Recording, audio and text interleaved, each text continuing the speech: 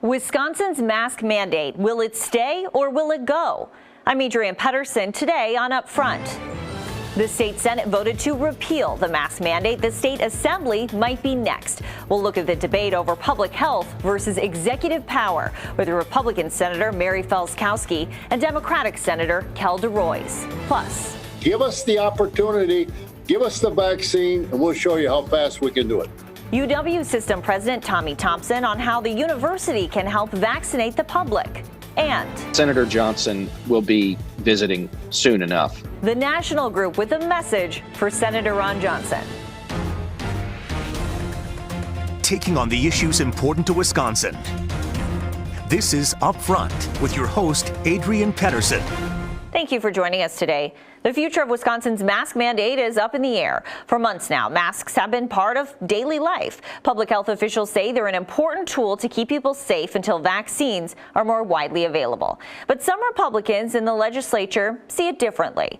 The state Senate last week approved a joint resolution repealing Governor Evers' latest mask mandate, saying he exceeded his authority by issuing multiple emergency declarations without seeking legislative approval. The assembly had been set to vote on that repeal Thursday, but it abruptly canceled the vote after a report the move could jeopardize $49 million in federal food assistance. So we're talking about this now with two state senators, Republican Mary Felskowski of Tomahawk and Democrat Kel DeRoyce of Madison. So I appreciate both of you being with us today. This is a big issue, so we'll get right into it. And Senator Felskowski, I want to start with you. More than several dozen groups officially oppose getting rid of the mask mandate. That includes health officials, every major medical association, as well as schools and some businesses. So why do you still support overturning the mask mandate? Well, Adrienne, thank you for having me on this morning. But I do want to start out with a clarification. We did not vote on a mask mandate. We voted on a joint resolution ending a public health emergency order that was done illegally. That's what the Senate came in and voted down.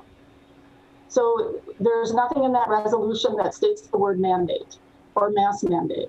And yes, one of the things that will happen because of Governor Tony Evers' overreach is the mask mandate will end. You also mentioned the issue about the SNAP benefits. Wisconsin is set to lose $49 million a month without a public health emergency order in place. But the one thing that people aren't saying in there is a legal public health emergency order. I think it's a great thing that we did this because we caught the fact that because there is no legal order in place, our SNAP dollars may be at jeopardy right now. So we also took the stance as a Senate Assembly, or as a Senate, that we voted in legislation, which is attached to AB1, the other bill that we did this week, that gives Governor Tony Evers the power to do a very limited health emergency order to preserve those SNAP funds.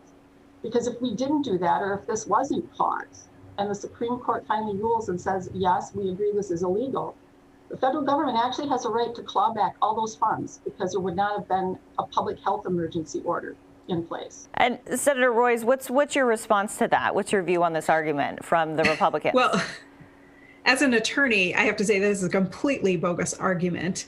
The governor has issued subsequent 60-day public health emergencies only because the legislature has absolutely refused to act. The governor has begged the Republican leadership in the legislature from the beginning of this pandemic to partner with him to help save lives. They have refused to do so.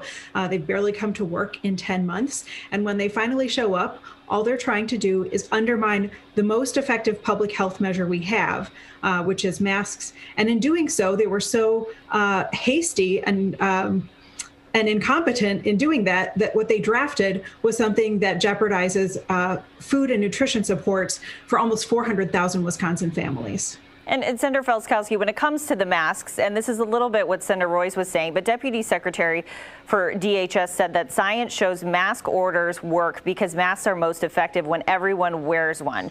Do you think not requiring everyone in the state to wear a mask is giving them permission to not do so? No, I don't. But I want to just go back to what the Senator said. And I understand that she wasn't in the legislature this summer, so she is getting like third-hand knowledge. At the end of the first 60-day health order, we asked Governor Evers if he did want to extend the mask mandate to please do it legally. He could have brought forward, in communication with the legislature, he could have brought forward legislative that he would like to see passed and work with us in that. He also could have had his administration write an emergency rule, go through the rule process, which then allows public input.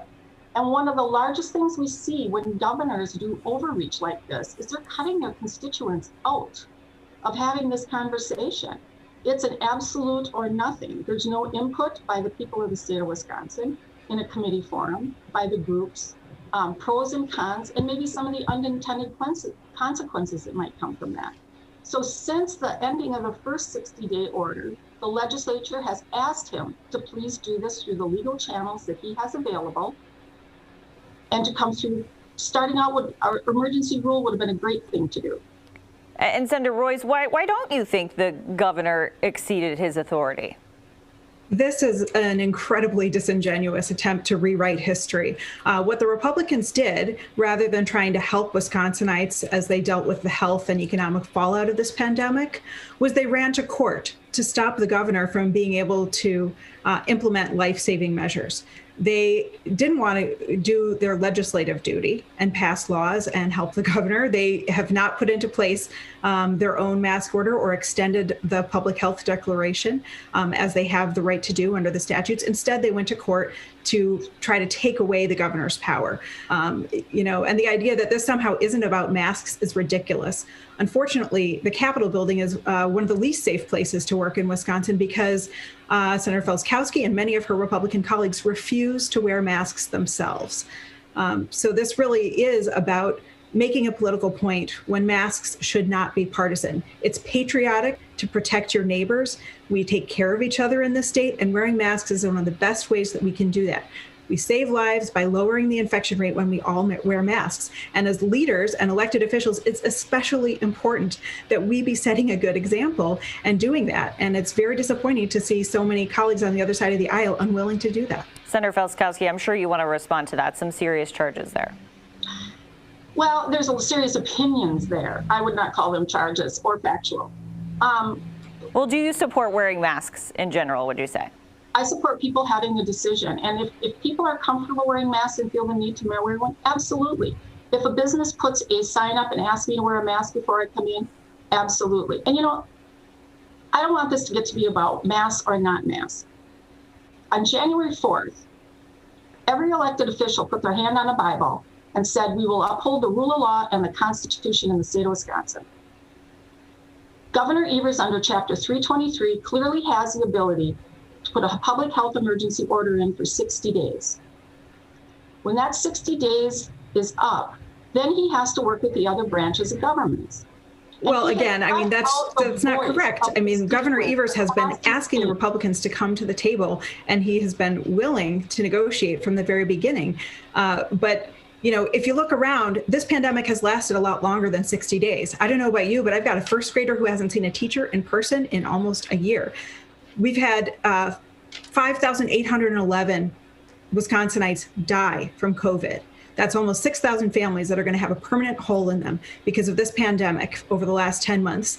And we've just had, I think, over 1,800 new cases of COVID. So this is not over by any means. And the fact that the legislature refuses to do its duty under the Constitution and extend the public health emergency, because clearly we are in a public health emergency right now, is not the fault of Governor Evers. It's the fault of the legislative Republicans who are putting partisan politics and their distaste for the governor before the health and lives of Wisconsinites and before the well-being of our economy. And I want to get you both a final word on this as we're running out of time. But as Senator Royce, looking ahead, what do you think will happen? Do you think that the statewide mask mandate will be gone here possibly as early as this upcoming week?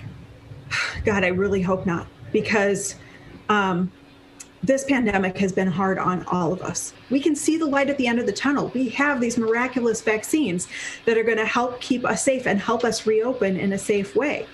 But we have got to get there. All the deaths that are happening now are preventable. Every person who gets sick is preventable. And we can do it by wearing masks and keeping our distance. So I beg you, whether there's a mandate or not, please keep yourself and your neighbors safe. Wear a mask. Senator Felskowski, your final word on that? So I guess I would go back, if Senator Royce is an attorney, then she knows there is nothing in the resolution that mentions the word mandate or mask. This is about the illegal overreach of the governor and him stepping way outside of our Constitution. But Adrian, there's a fundamental difference here. Republicans feel that people have the ability to govern themselves. We always have people that are bad actors, but overall, I live in an area where people call it the wild, wild west. I see the majority of people wearing masks. If a business asks someone to wear a mask to go in, everybody is very respectful of that. When Governor Evers makes these illegal public health emergencies without going through the channels of the committee process, rules that is set up as a standard for years and years on how we make laws in this state, he's just stripping away the voice of the constituency. They have no say in this. They have no input. And I think that's wrong. I'm sure we could go back and forth on this really forever, but unfortunately we're out of time. So I appreciate both of you being with us today and getting the perspectives from both sides of the aisle. Thank you. Thank you very much. Good to be with you. Later on Up Front, UW System President Tommy Thompson tells us what will happen on campus if that statewide mask mandate goes away. But first, the Lincoln Project made a name for itself fighting President Trump and what they call Trumpism. A founder tells our Matt Smith why they're setting their sights on Senator Ron Johnson. That's next.